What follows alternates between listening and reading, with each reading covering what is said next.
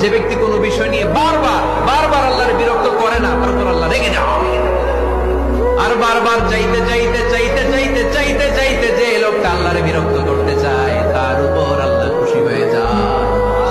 আর মনে রাখতে হবে, the grief is impermanent, the struggle is impermanent. এই পৃথিবীর কোন দুঃখ, কষ্ট আর সমস্যা এটা পার্মানেন্ট নয়।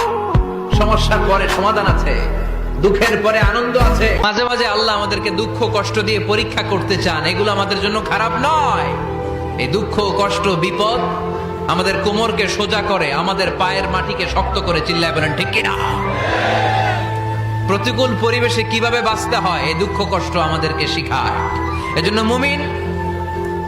মুমিন বান্দার বৈশিষ্ট্য হচ্ছে দুঃখ কষ্ট বেদনা জ্বালা এগুলোতে সে আপসেট হয় না, সে হাল ছেড়ে দেয় না, সে ভরসা রাখে একজনের উপর। চিল্লায় বলতে হবে তিনি কে? কারণ মুমিন জানে রাত্রি যত গভীর হয় অন্ধকার তমানিসা ভেদ করে সুবহে সাদিক হয়। মুমিন জানে গর্ভবতী নারীর পেটের ব্যথা যেই দিন বাড়তে থাকে ওই দিনই নতুন মেহমান আগমনের সময় ঘনাতে থাকে। মুমিন জানে তার জীবনে দুঃখ কষ্ট বিপদ যত বাড়তে থাকে সুখের দিন কাছে আসতে থাকে। তুমি কি পাপ করেছো, কি অন্যায় করেছো?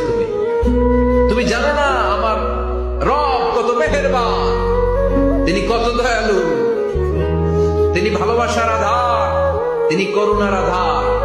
তোমার পাপ অন্যায় যদি হয় খালের পানির সমান, বিলের পানির সমান, আমার আল্লাহর দয়া সাগরের পানির সমান।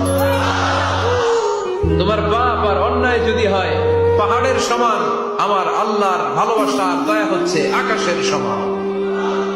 তুমি যদি তওবার মতো তওবা করতে পারো, ক্ষমার মতো